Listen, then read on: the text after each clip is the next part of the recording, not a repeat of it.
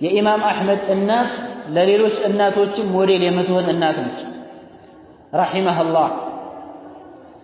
እነሆ ኢማም አሕመድ ማለት ታላቅ የሆነ ኢማም ነው ፊ አልፈን አልሐዲት በሐዲትም ወከዛሊከ አይዳን ወፊል ፊቅህ በፊቅህም ማለት ነው። በሁሉም በኩል ትልቅ የሆነ ኢማም ናቸው፣ ትልቅ ዓሊም ናቸው። ኢማም አሕመድን ረሒመሁላህ የማያውቅ ሰውም ያኒ ይኖራል ተብሎ አይገመትም። ትልቅ የሆነ ፈተናን ያሳለፉ የሆነ ኢማም ናቸው። ያኒ ቁርአን መክሉቅ ነው በል እያሉ እስር ቤት አስገብተው ሰውነቱን እንደ እባብ ቆዳ እስከሚላል ድረስ እየቀጠቀጧቸው አይህንን አልልም እያሉ በጽናታቸው ሲጸኑ አላህ የነሰራቸው የሆኑ ታላቅ ኢማም ናቸው ማለት ነው። እነሱ ከልጅነታቸው ስታሳድጋቸው እናታቸው ምንድን ነበር ስታደርግ የነበረው? ሌሊት ላይ ያኒ በእንቅልፍ ጊዜውን እንዳያሳልፍ ምን ታደርግ ነበር? ውሃ ትረጨው ነበር ፊቱ ላይ ማለት ነው። ቀዝቃዛ የሆነን ውሃ ፊቱ ላይ ትረጨዋለች። የዚህ ጊዜ ይነቃል፣ ኪታቦችን ይመጥላል ማለት ነው። የኢማም ሻፊዒ ረሒመሁላህ ደረሳ ናቸው። አልኢማም አሕመድ ረሕመቱላሂ ዐለይህ ረሕመተን ዋሲዐ ወአስከነሁ ፈሲሐ ጀናቲህ። ውሃ ትረጫቸው ነበረ ኢማም ሻፊዒ ዘንድ እና ሌሎችም መሻይኾቻቸው ዘንድ ሄደው የሚቀሩት የሆነው ዒልም ከነሱ የሚወስዱት የሆነው ዒልም እንዳይጠፋባቸው ማለት ነው። በአሁን ጊዜ እንደዚህ የምታደርግ እናት አለች የለችም እሱ ይታወቃል ማለት ነው። ነገር ግን ከነሱ ያኒ ሞዴል ያኒ ጥሩ የሆነ ነገር መውሰድ ተገቢ ነው። እንደገና ደግሞ ወደ ቂርአት ቦታ ሲሄዱ ራሱ ኢማም አሕመድ ረሒመሁላህ ራሳቸው እናታቸው ነበር የምታደርሳቸው። ለምንድን ነው? ከልጆች ጋር ተቀላቅለው ሲጫወቱ የሐፈዙት የሆነው ሐዲስ የሐፈዙት የሆነው ቁርአን እንዳይጠፋባቸው በሚል ወስዳ ታደርሳለች። ቀርተው እስከሚወጡ ድረስም እዛው ቁጭ ብላ ነው የምትጠብቀው። ሱብሃንአላህ ተመልከቱ፣ ይህንን ትልቅ ኢማም ያፈራች እናት ናት ማለት ነው። ወላሂ አላህ ጀዛዋንም አላህ ከፍሏታል። ትልቅ የሆነን ዓሊም አደረገላት ልጇን ማለት ነው። ሲወጣ እንደዚሁም ወደ ልጆች ተቀላቅሎ ሲቀራው የዋለው የሆነው ዒልም እንዳይጠፋው ዘንድ ምን ታደርግ ነበር? ወዳውኑ ከልጆች እንዳይቀላቀል ተወስድና ይዛው ትሄዳለች ማለት ነው።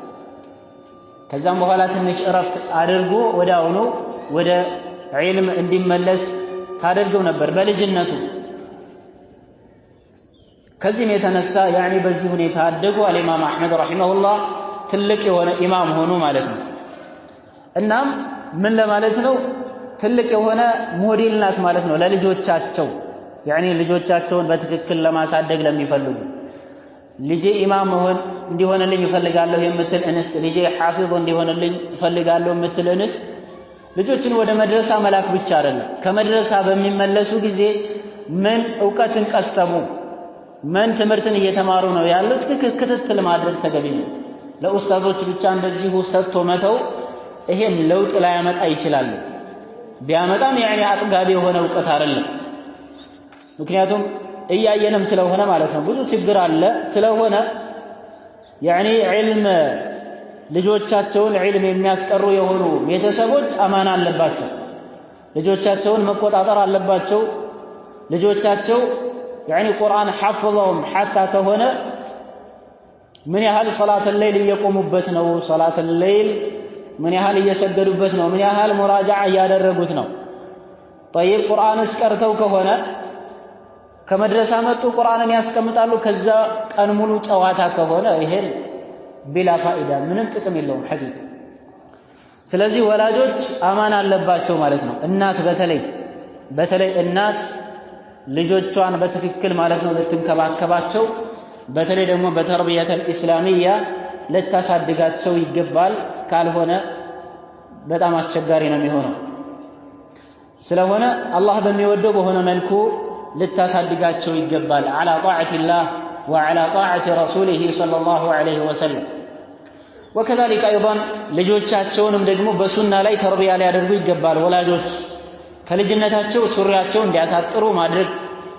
وكذلك ايضا ከልጅነታቸው ሸሪዓ የሚፈቅደው የሆነ ጸጉር አቆራረጥን ይሄ ያስበለጡ አንዱ ወደ ላይ አንጨብርሮ አንዱን ከታች እየቆረጠ እንደዚህ አይነት ማድረግ የለባቸው። ከልጅነታቸው ሸሪዓ የሚያዘው ሱና የሚያዘውን አለባበስ ማልበስ፣ ሴት ልጅም ከሆነች ህፃን ሰውነቷን ሙሉ የሚሸፍን ልብስ አልብሷቸው። እንደዛ ነው መሆን ያለበት። ከልጅነታቸው ያዕኒ ፋሽንን እየተከተሉ የሚያድጉ ከሆነ በኋላ ላይ እነሱን ማስተካከል በጣም ከባድ ነው የሚሆነው። እናንተም ወንጀለኛ ትሆናላችሁ ማለት ነው። ስለሆነ ወላጅ አማን አለበት በልጁ ላይ። ዝም ብሎ ያዕኒ ምግብና መጠጥን ብቻ ልብስን ብቻ ማቅረብ አይደለም። ከልብስ ከመጠጥ የበለጠ የቀልብ ያዕኒ ምግብ ያስፈልጋቸዋል። ቁርአንን መማር፣ ሐዲስን መማር፣ ዲንን መማር አለባቸው። ይሄ ደግሞ ወላጆቻቸው አማን አለባቸው ማለት ነው። ጠይብ ልጆች ማለት እንደ ተዘራ እንደሆነ እህል ማለት ነው። ያንን እህል በደንብ የተንከባከቡት ከሆነ ከመጀመሪያው ያኒ ብዙ ነገር መዳበሪያ ይደረጋል፣ ይኮተኮታል፣ የመሳሰለ ብዙ የሚደረጉ ነገራቶች አሉ። ካደረጉት ያኒ በኋላ ሲያፈራ ፍሬው ፍሬያማ ነው የሚሆነው። በጣም ብዙ የሆነ ትርፋማ ያደርጋል።